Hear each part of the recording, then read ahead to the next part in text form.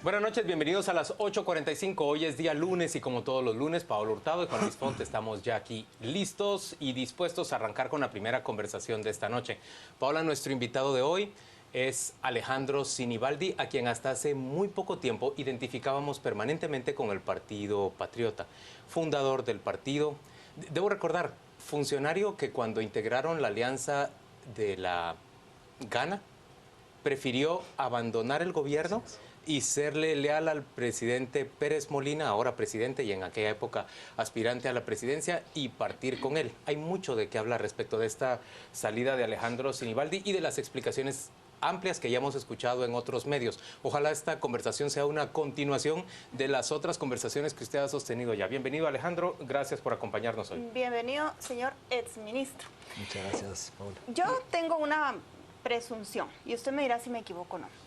Me temo que si todos sabíamos o habíamos escuchado en los medios que usted estaba a punto de irse del Partido Patriota.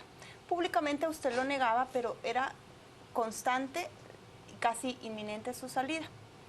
Pero sospecho que si usted se hubiera ido antes del jueves, cuando ocurrieron las 20 capturas y se revela el caso de CICIG, se hubiera ido con un tono más bajo, sin señalamientos quizás a la vicepresidenta de que le chantajeó o le saboteó, mejor dicho, su campaña, y más bien hubiera dicho que tenía un proyecto político en el que usted se sentía más cómodo y que le tenía sus respetos al presidente.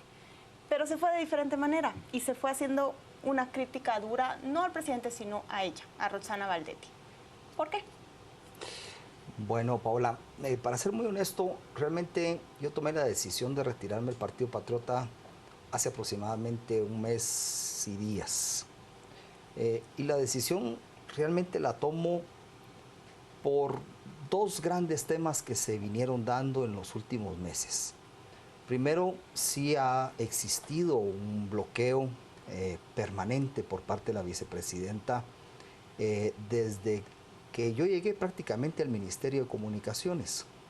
Ha habido diferencias, ha habido bloqueo en el trabajo que yo tuve en el Ministerio de Comunicaciones, al tal punto que a los 2 meses de estar en el Ministerio de Comunicaciones se levanta una acusación contra un viceministro mío sin fundamento.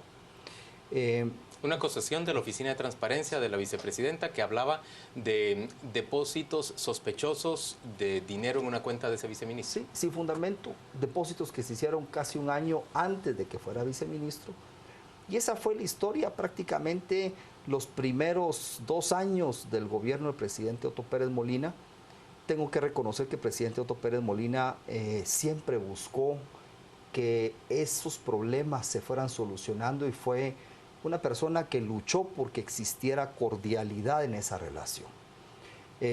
Después empezamos con el tema político, con la posibilidad de que yo fuera el candidato presidencial del Partido Patriota, que realmente me lo gano a puro trabajo en el Ministerio de Comunicaciones y porque los números que se dan en las encuestas a través del trabajo del Ministerio de Comunicaciones me permiten ser de los que se discute en la mesa el ser un posible candidato presidencial. Se toma la decisión, salgo del Ministerio de Comunicaciones, bastante presionado también por parte de la vicepresidenta que quería que saliera en una fecha, que quería que saliera en otra fecha. Y no es un tema de fechas, era un tema de encuestas y de intención y valoración en su momento de salir. Pero Alejandro, también de aprovechamiento de la imagen que le permitía como ministro de Comunicaciones proyectarse a nivel nacional y por lo tanto posicionarse como futuro candidato. Pero a través de un trabajo que se estaba realizando, Juan Luis. Y de unos fondos públicos que financian la comunicación social de la presidencia. Pero si entramos en esa etapa, nos vamos a perder, creo que lo más importante, que es la historia que tenemos que contar. ¿Qué es lo más importante? Podemos discutir ese tema, pero se nos va a ir el programa. ¿Qué es lo más importante? Entonces, lo que quiero decir y recalcar es sí hubo un bloqueo permanente. Después se da el lanzamiento ya como precandidato. Un lanzamiento muy vistoso, muy espectacular, que se habla que costó muchísimo y que casi les cuesta a ustedes, o le costó a ella la secretaría del partido. Todo definido por la Secretaría de Organización y definido por ellos, donde nosotros no tuvimos mucho en el proceso de organización. Es más, si se dan cuenta, había una valla mía, había una valla de la vicepresidenta y más parecía un lanzamiento de ella que un lanzamiento mío, para poner las cosas como son. Entró casi al evento como que si ella fuera la candidata, porque entró después que yo, y podríamos enumerar un montón de cosas más, pero tal vez lo que derramó el vaso en relación a esos bloqueos y esos sabotajes es que no tenía la oportunidad yo de citar a los secretarios municipales y departamentales para trabajar y para coordinar las agendas de trabajo, porque cada vez que eran convocados por mi comando de campaña, lo que atrás de mi llamada o del equipo de trabajo iba, era una llamada de parte de ella que no asistieran a las reuniones. Y ese tipo de bloqueos, ese tipo de que la agenda llegaba muchas veces 24 horas antes de una gira, que no permiten organizar la gira. Cuando usted ve su cara, Alejandro, y le interrumpo allí porque tiene que ver con eso. En las bolsas seguras, la suya y la de Milene Mazariegos, no sé si coinciden las fechas, pero para mí es desde el momento en que usted no vuelve a aparecer en actos públicos y se empieza a distanciar del partido. ¿Cómo resuelve usted eso? ¿A quién le echa la culpa? Totalmente, porque no es una instrucción que nace de nuestro comando de campaña. ¿De quién fue esa iniciativa? Pues no sé, pero las casualidades en política no se dan. Eso se empieza a dar, se empieza a generar prácticamente 7 meses de este tipo de problemas. Y nosotros llegamos a la conclusión, y digo nosotros porque yo tengo un equipo de trabajo, de que era inviable prácticamente trabajar una candidatura si queríamos ganar la elección bajo esas circunstancias. Eso me hace, no en una vez, sino que en muchas ocasiones, acercarme al presidente, que siempre fue muy receptivo a este tipo de problemas, para ver cómo íbamos solucionando y encontrábamos una forma de trabajar y realmente operativizar de mejor forma. Pero a la par de eso empezaron a suceder actos de corrupción que realmente empezaron a indignar a la población. El tema del lago de Matitlán, que fue un tema que generó molestia, que no se supo explicar. Pero Alejandro, ahí te tengo que contradecir. Es que los casos de corrupción vienen prácticamente desde el primer año. Durante mucho tiempo se demostró, por ejemplo, que en Fonapaz se estaban produciendo una gran cantidad de casos de corrupción. Pero debo decir también que nosotros investigamos casos incluso del Ministerio de Comunicaciones en los que hablamos de concursos simulados. Es decir, la corrupción fantasmas en Aeronáutica Civil. No es nueva en el gobierno. No, aquí podemos hablar, pero Aeronáutica Civil está no intervenida, no depende de mí. Los aeropuertos están intervenidos, no depende de mí. ¿Por qué? Pero volvamos al tema. No callé. Yo nunca lo escuché hablar de usted de corrupción. No, discúlpeme, Paola. Mi foro de discusión de estos problemas es un gabinete. Y en el gabinete yo sí expresé mi preocupación en relación a las intervenciones de los puertos y a los aeropuertos. Las expresé públicamente y ustedes, si revisan las noticias, se van a dar cuenta que yo en muchas ocasiones dije que se habían convertido en feudos donde habían propietarios y mafias inquistadas, que mi recomendación era quitar las intervenciones. Pero se empiezan a dar este tipo de actos de corrupción ya prácticamente en un proceso electoral, ya a la puerta del proceso electoral, el tema del agua Matitlán, se empieza el desabastecimiento de medicina prácticamente en los hospitales públicos, y al final terminamos con un acto de corrupción que no es un error como el que mencionas de Covial, donde se pueden dar errores cuando hay 500 procesos de licitación en menos de 3 semanas. Son errores administrativos muchas veces. Aquí estamos hablando de un acto de corrupción en donde participa el secretario privado de la vicepresidencia, y estamos hablando de una estructura prácticamente montada y organizada para saquear y las aduanas y hacer contrabando en nuestro país. Pero usted había dicho esto, Alejandro, el miércoles de la semana pasada, sin saber que había una investigación detrás. ¿Se habría animado usted a hablar en este tono tan enfático si yo no lo conocía? Si ella no fuera la villana de la película en este momento. Si yo no lo conocía, ¿cómo puedo hablar de esa investigación? En Aeronáutica, las plazas fantasma, ¿de veras pasaban tan desapercibido para usted? Pero no estaba a mi cargo el tema de Aeronáutica. Estamos hablando de dimensiones de dimensiones totalmente diferentes. Su posición es que este punto rebasa todo lo que se había visto durante 3 años y medio. Todo lo que se había visto. ¿Y cuáles tendrían que ser, preguntemos concretamente, pero cuáles tendrían que ser las consecuencias? Pero en términos ¿Debería renunciar la vicepresidenta de la República? En términos prácticos... No me vas a responder sí te voy a responder. Pero en términos prácticos, yo ya venía con una decisión tomada de salir del partido. Y esto termina de rebalsar el vaso. ¿Por qué? Porque se vuelve inviable cualquier proyecto. Ya es inviable. Y defender al partido oficial se vuelve inviable. Es inviable cualquier propuesta que sea, no más que defender. ¿Con qué credibilidad voy a hacer yo una propuesta cuando se da un caso de corrupción que realmente es de gran magnitud, donde la CICIG está participando, donde estamos hablando de las altas esferas del gobierno? Realmente nos quedamos sin credibilidad para hacerle una propuesta a la población. Por consiguiente... Responde ahora a mi pregunta. ¿Debe irse la vicepresidenta de la República? Yo, Juan Luis, soy respetuoso de la institución de la vicepresidenta y del presidente. Y al ser respetuoso de las instituciones, creo en los procesos. Y el proceso está claramente enmarcado en la Constitución Política de la República. No se puede ir porque se sospeche de que tuvo alguna participación. Tiene que terminar todo el proceso de investigación y en ese proceso de investigación, si ella sale involucrada, hay un proceso que marca la Constitución, que es el antejuicio que va al Congreso de la República. Pero hace un momento nos decías que ya resulta muy difícil plantearse para el propio gobierno y para un candidato presidencial que representa al partido oficial, pues cualquier propuesta, una vez que ocurre un hecho de este tipo. ¿No es lo más sano que ella dé un paso al lado y que le permita oxigenarse al gobierno de Otto Pérez Molina? Pues ya no me corresponde a mí opinar sobre eso, Juan Luis, ya no soy parte del gobierno. Pero usted quiere gobernar este país. Ya no soy... Usted quiere ser presidente. Imagínese que su vicepresidente descubre que su secretario era el capo de una mafia en aduanas. ¿Qué haría usted? No puedo especular. ¿Y sabe qué? No me ponga en la posición de especular sobre algo que no es mi responsabilidad. En el caso particular de la vicepresidenta, el proceso tiene que concluirse. Cuando se concluye ese proceso, hay un proceso que manda la Constitución, que es el antejuicio que va al Congreso de la República. Alejandro, hoy lo pintan a usted como una rata que abandona el barco. La caricatura de Fo, por ejemplo, pone su cabecita sobre un cuerpo de rata. Pero ¿sabe qué? ¿Cómo responde usted a esa impresión que da yéndose en el peor momento del partido? ¿Sabe qué? Eso es muy egoísta decirlo.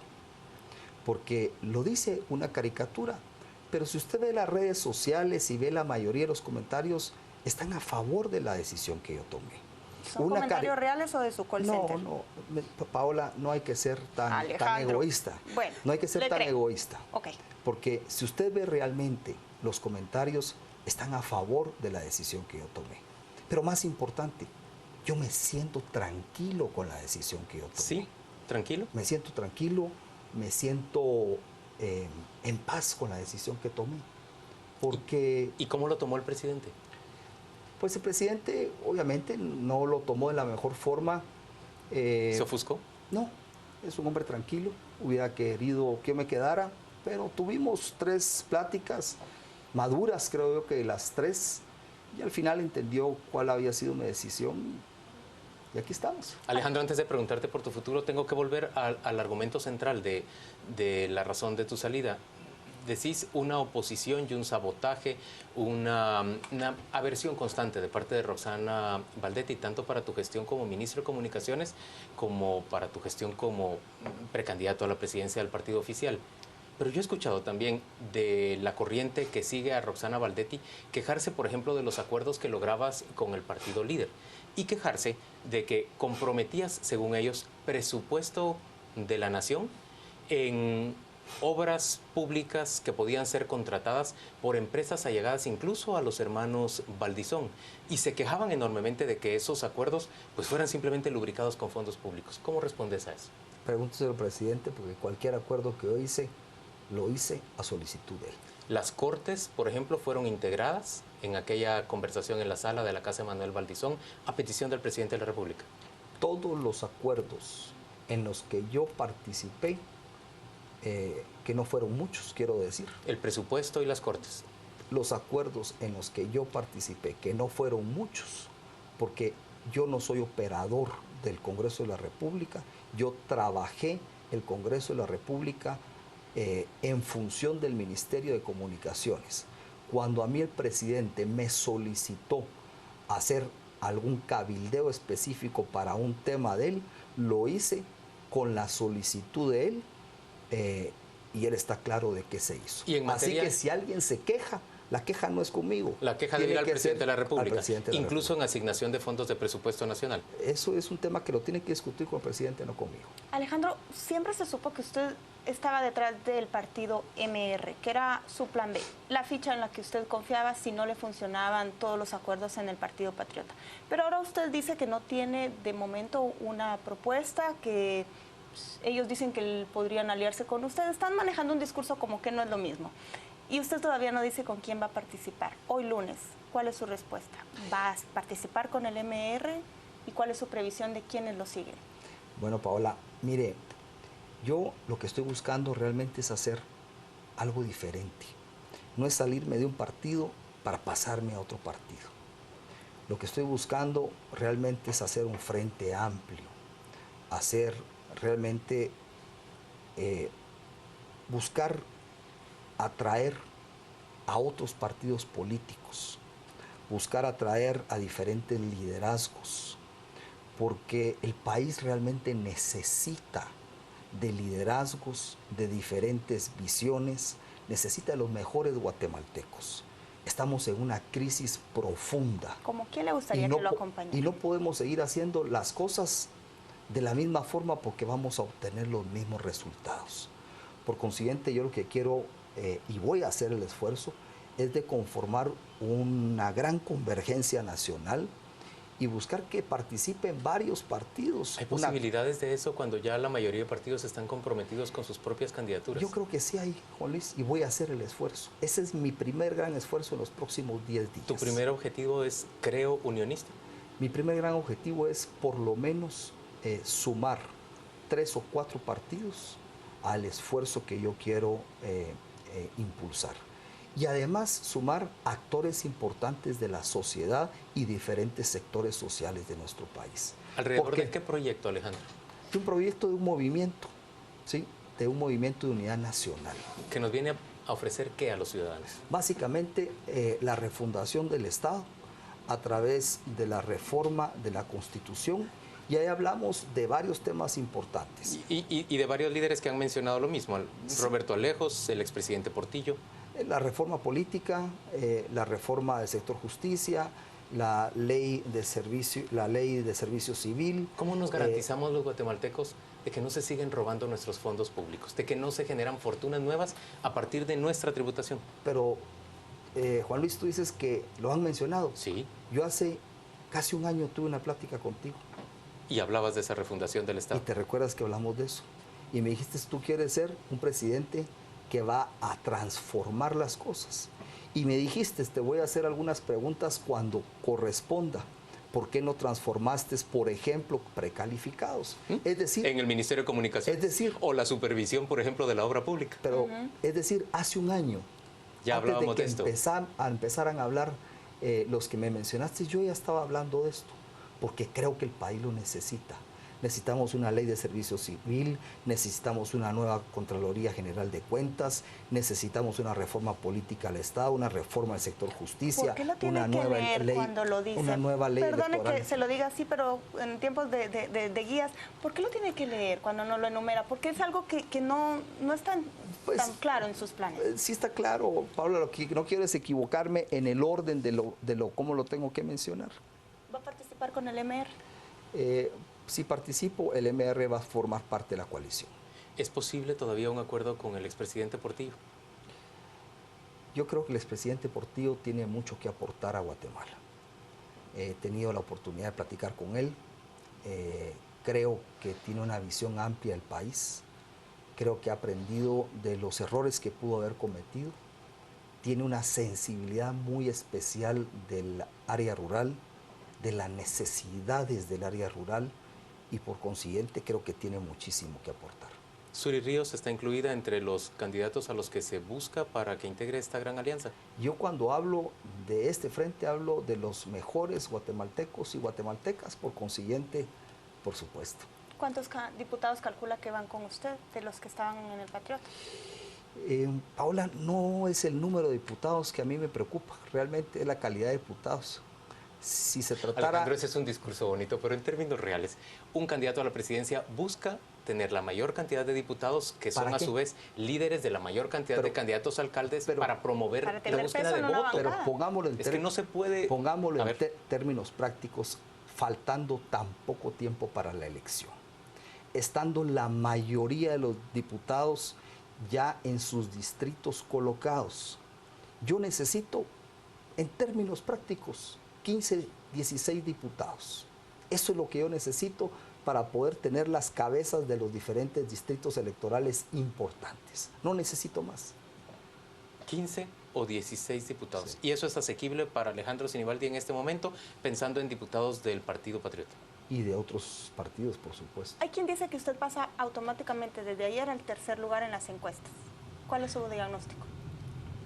Pues lo vamos a ver en la próxima encuesta. En la siguiente medición. Ahorita sería muy apresurado decirlo. Miraremos la próxima encuesta.